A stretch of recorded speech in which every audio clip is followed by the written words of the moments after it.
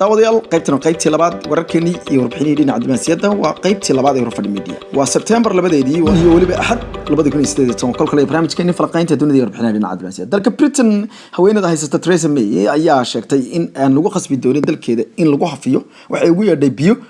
aan faa'iido ugu jirin dalkeeda ayadoo warbixin ay ku qortay wargeyska la yiraahdo Sunday Telegraph ee dalkaasi Britain ayay Theresa May sheegtay in dalkeeda aan lagu takhtiqi karin waxa ay u adeegsatay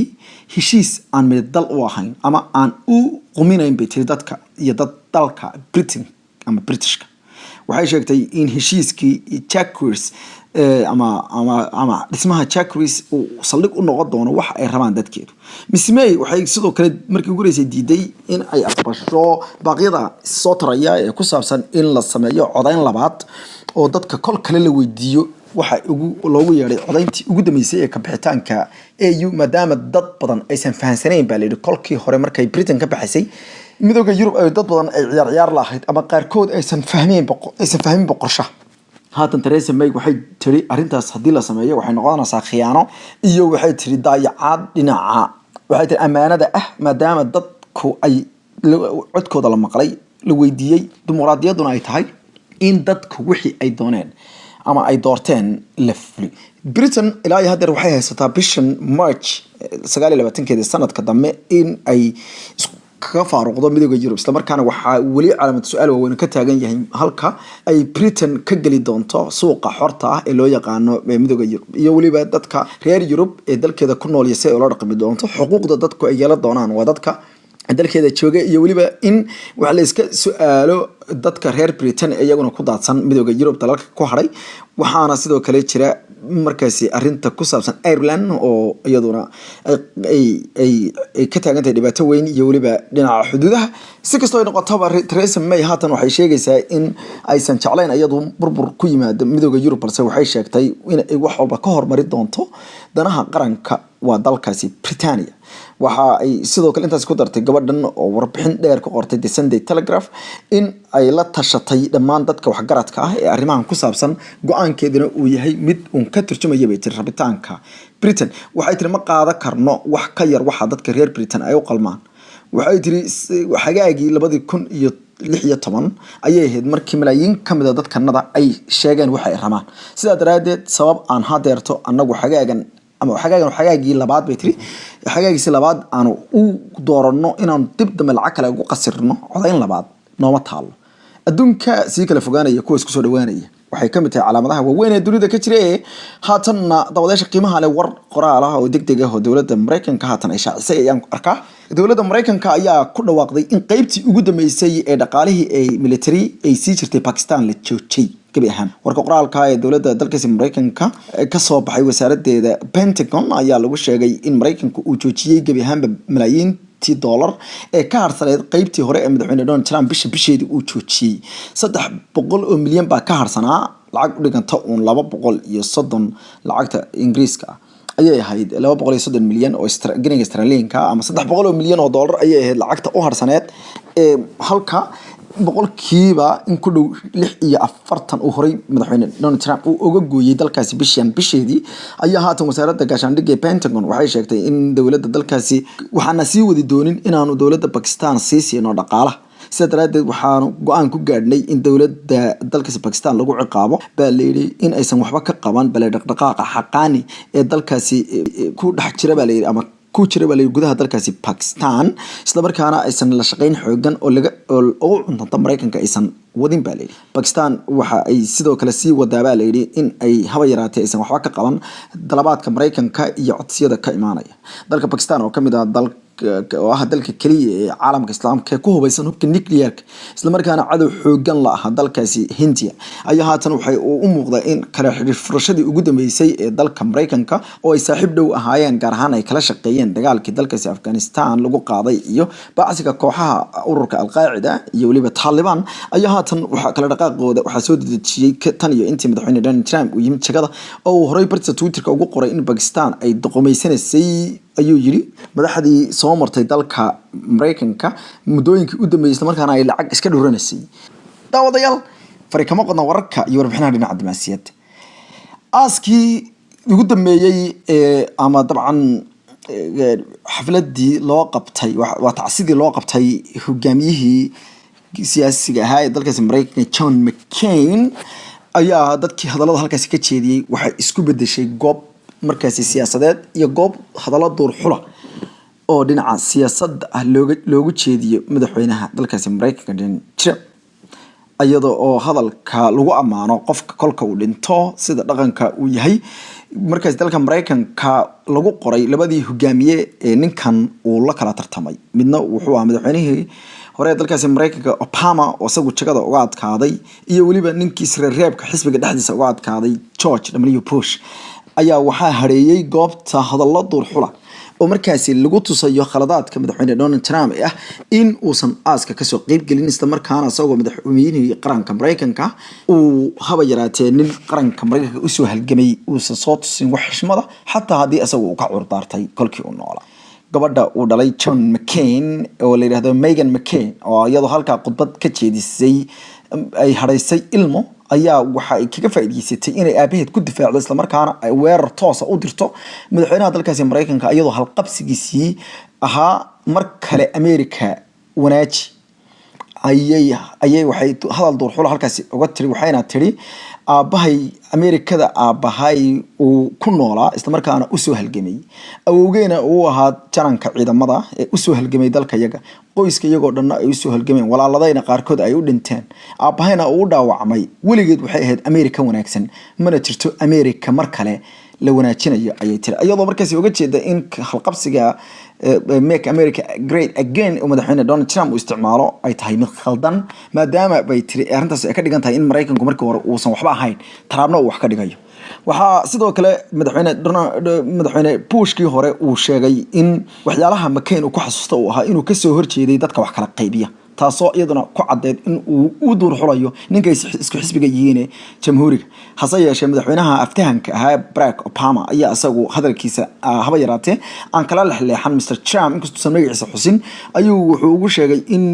haba yaraatee labada nin ay ku kala duwan yihiin wuxuu ugu yeeray abuuritaanka iyo sida ay mid walba uu u dhashay maalintii uu dunida yimid wuxuu yiri John McCain wuxuu ahaa siyaasi geesi ah waxaana u kala socnaa ayuu yiri qarannimada bini'aadanimada dadnimada iyo waliba Mareykanimada wuxuu yiri kuwa inta badan ismahadiya ee ka baqa siyaasadda isla markaana fulinimada siyaasadeedu ay wajahdo waa kuwa dadka kala qaybiya isla markaana dadka midabkooda ku dhibaateeya qaran midaysanna mideeya waxaan xasuustaa buu yiri markii aan ka adkaaday ama doorashada aan uga badiyay McCain mar walba wuxuu ii imaan jiray xafiiska ama Oval Office-ka waxaan u sheekaysan jirnay sidii laba nin oo saaxiib ah wuxuu sii jiray talooyin waan qaadan jiray talooyin mid kaayana shaki kama jirin buu kan kale wadaniyadiisa iyo qofnimadiisa ayuu sheegay Mr Obama wuxuu yiri haddaad doonayso in aad noqoto nin wadaniyad qaran leh ku dayo Mr McCain balse ha ku dayan buu kuwa dadka kala qaybiya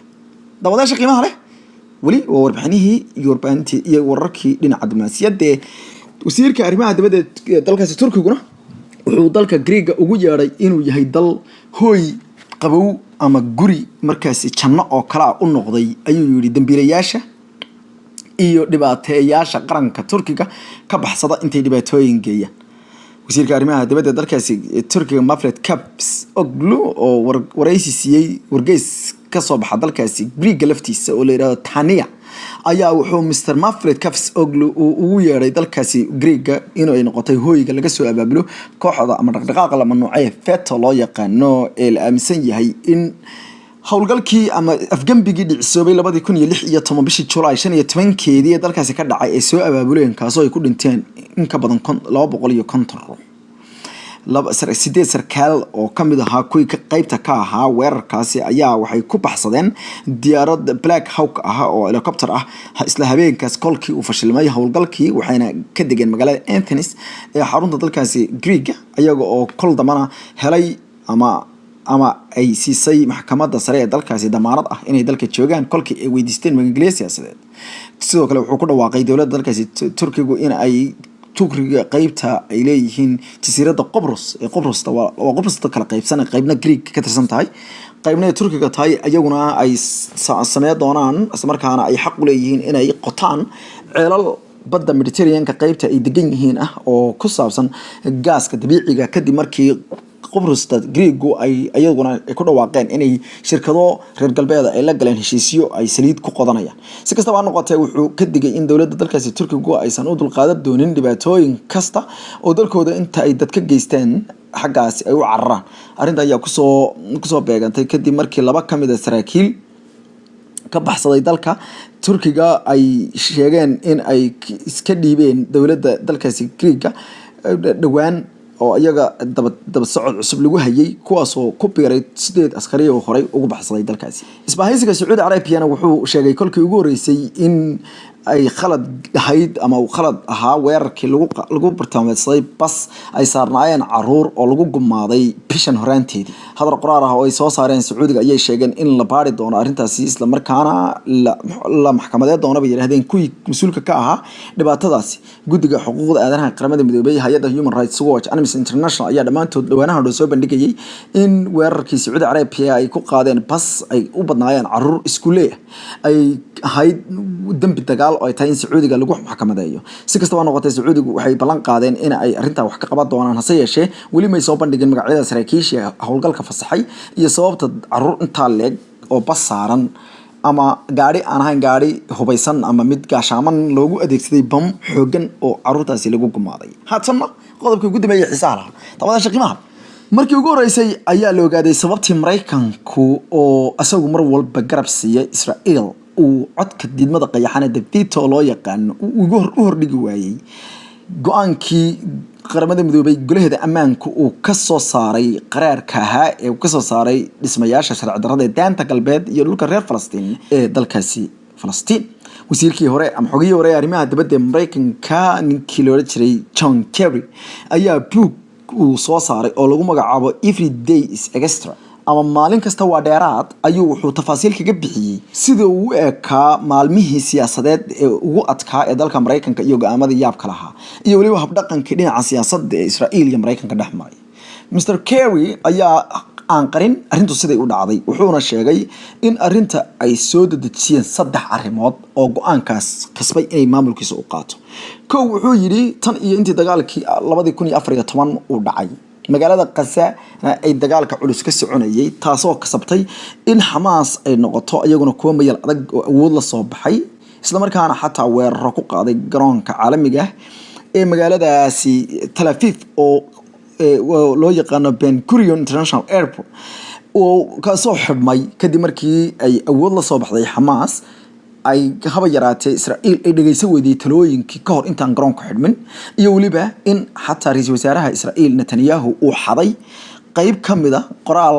uu diyaariyay oo gacanta ku diyaariyay Mr John Kerry oo doonayay inuu lafdhabar u noqdo dhexdhexaadinta Hamas iyo Israa'iil wuxuu sheegay in dhowr jeer uu la hadlay Mareykanku uu la hadlay Israa'iil isla markaana uu sheegay danta ah in dagaalka ay joojiso isla markaana ay yareyso dhismayaasha sharci darrada taana uu ka dhagaadeegay qodobka saddexaad ayuu sheegay ee arrinta soo dedejiyay ayuu wuxuu yiri waxa fool xumaatay gabi ahaanba in Israa'iil ay dunida oo dhan iska dhaga martay oo ay haba yaraatay dhageysan weyday waxayna laba jibaartay dhismayaasha sharci darrada ah ee daanta galbeed waxay sidoo kale diiday inay dhageysato talooyinka madaxweyne Obama ra'iisul wasaarahooduna wuxuu 2015kii dhamaadkiisii iska yimid ayadoon la casuubin aqalka Capitol Hill-ka ee Congress-ka Mareykanka khudbad buuna halka ka jeediyay waxaana casuubay afayeenkii hore ee baarlamaanka ama aqalka Congress-ka dalkaas Mareykanka oo asagu jamhuuri ahaa asagoo iyagoo haba yaraatay aan xashmeen madaxweynaha Mareykanka Obama wuxuuna halkaas khudbada uu ka jeediyana waxay mar kale aan fariir ku riday siyaasadii iyo habdhaqankii Mareykanka u yaqaanay taasoo la yaab noqotay kasii daranay wuxuu yiri iyadoo qaraarka ay diyaarinayaan dalalka uu Turkigu ka mid ahaa ayaa waxa dhacay buu yiri arrin kale oo yaab leh kadib markii madaxweyne Trump la doortay qaraarka waxa dawladda qiimaha la soo bandhigay 2016 bishii December marka uu doornaa madaxweynaha Mareykanku bil buu doornaa waa madaxweynaha waxa marka wuxuu ahaa madaxweynaha la doortay Mareykanka sida sharcigaana ilaa 20ka bisha Janaayo waxa jagada ama go'aamada masiiriga ah ee dalka golaha Frinta waxa xaq u siiyay madaxweynaha markaasi jagada sii baneynaya ayaa waxa uu yiri waxaan la ogaaday in uu madaxweyne Trump uu doortay ama uu magacaabay baa ninka Yahuudiga ah ee sidoo kale ay madax martay ayuu yiri nacaybka dadka reer Falastiin iyo in haba yaraatee xal labada dal la gaadhay David Friedman oo uu ka dhigtay safiirka Israa'iil u qaabilsanaa doona ama u fadhiyo doona Mareykanka taasoo aan judhiiba markaan tashanay aan ogaanay buu in xaaladda Mareykanka ay adkaa doonto marka uu Trump qabsado iyada oo waliba qorshayaashii hore ay ahayd inuu magaalada Qudus ee barakeysan aqoonsan doono hal dhinac sii doonana ay caddahay ayaa waxaan go'aansanay buu in lagu amro xogayihii arrimaha markaas qaramada midoobay u qaabilsaneed Susan Rice gabadhii loo jiray ay u qaabilsaneed marka Susan Rice aan raahdo ay u qaabilsaneyd Mareykanka qaramada midoobay waxa loo sheegay in aysan difaacin baalaydi markaas qorshaha isla markaana ay sii deyso qaraarka arrintaas waxay kasabtay in Mareykanku uu haba yaraatee uusan codkii diidmada qayaxan uusan duldhigin oo markaas arrintaasna ay noqotay arrin aad iyo aad uga yaabisay oo ay qaado weyday markaas aan raahdo gabadha qaramada midoobay marka u fadhiday Mareykanka waxa loo jeeday Samantha Power baa loo jiray dawadayaal Sana Rice way kasii horeysay markaasi way kasii horeysay laakiin waxaan ka hadlayaa gabadhaasi waxa ay sheegtay markaasi in sida muuqata ayay yiraahdeen qorshahaasi uu gabi ahaanba halka ku dhicisoobay isla markaana qaraarkii Israa'iil uu noqday mid meel mar noqda isla markaana si buuxda loogu codayo Israa'iilna hadeerta taas waxay kasabtay in lagu dacweeyo karo inay jabisay qaraaro caalami ah oo dambiyeed waana qaraarkii ugu horeeyay ee Mareykan ama dawladda markaasi Mareykanku ay ka sii deyso ama aysan is hortaagin dabcan markaasi ka dhana dalkaasi Israa'iil waxaana Samantha Power lagu amray baa leeyahay inay goobta ka tagto kadibna qaraarkiisaas ku socday buugga marka uu soo baxo waxa kale oo ku jira fariimo waaweyn oo yaab leh toddobaadka dambe buugga la sii dayi doona dabcan wixii xog ah ee uu saarnaa maadaama xogayaari maadabada hore Mareykanku uu xogo badan oo diblomaasiyadeed sheegi doono inaguna wararka diblomaasiyadeed ay qaabsan ay soo min guri doona waan idin la socodsiin doona